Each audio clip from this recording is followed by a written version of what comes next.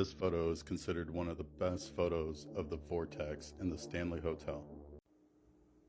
No, it's not. When we look at the entire photo, we can see that despite him saying that there are no children present, there are children. Let's take a look. There's a photo. There's the alleged ghost. It's not. But over here, we can see that there are indeed children sitting there. There's a kid there. There's a kid with motion blur. I mean, this is called motion blur. There's motion blur here. There's a little bit of motion blur here. There's motion blur here. Let's see, where else can we see it? Motion blur here, definitely there. There's motion blur over here of somebody else going up the stairs.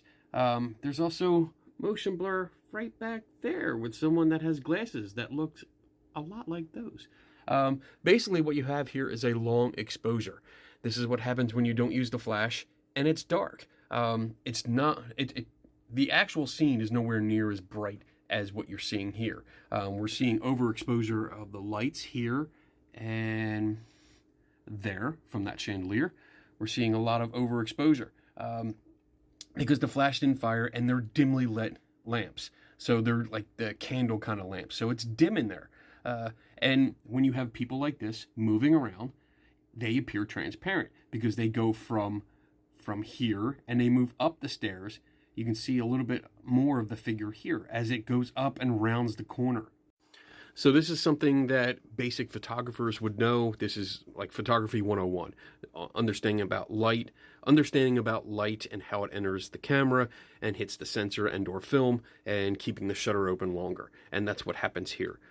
We see a lot of indicators of a long exposure, most notably the motion blur from various people in the scene. And we see here, we see the banisters here should be reflecting the camera flash, and it's actually darker. Even what you see on the screen here, on the video here, is actually brighter than what I'm seeing on the screen. These are actually dark, and there's no flash reflection at all, which tells me definitely that the flash did not fire.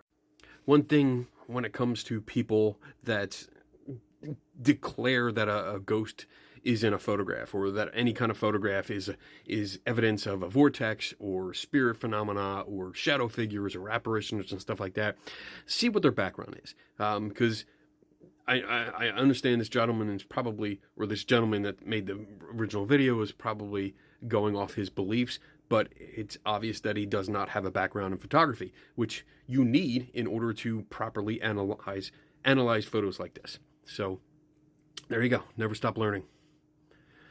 It's not a ghost.